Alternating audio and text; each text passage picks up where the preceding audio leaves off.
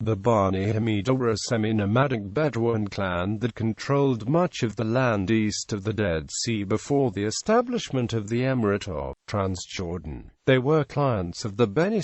In 1869, members of the Bani Hamadi shattered the recently discovered Moabite stone into pieces by lighting a fire under it and then pouring cold water over it. The stele had been found on Bani Hamadi land, and in the dispute over ownership several Bani Hamadi were killed, though many of the fragments were later retrieved. The full text, one of the earliest Hebrew-related scripts, is only preserved through a hurried copy made under difficult conditions.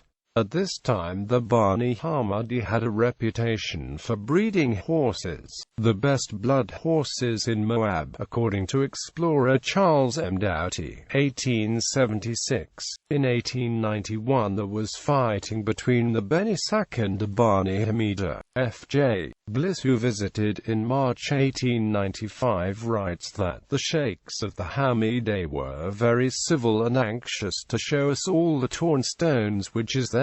Phrase covering inscriptions and ornamentation. Quote, he was traveling with permission from the Ottoman authorities, who in December 1893 had installed a governor in Kerak, improving security for travelers. Gray Hill Esq and his wife, also traveling in 1895, met the Hamida south of Madiba. This was his fourth attempt to visit Petra. 5 years earlier the tribe had harassed and tried to stop them. This time the guide Abu Sain could not continue due to a blood feud. Hill describes traveling in beautiful spring weather through country green with young corn. At Wadi Walla they found a sweet little stream amongst the oleanders, from which the cook caught fish by throwing something into the water, which made them insensible for a brief period. One day's travel from Madiba brought them to Deban, where there was a military camp. Here the sheikh of the Hamida, who had troubled us in 1890, offered to show an inscription up a winding valley. After walking a long way in the hot sun,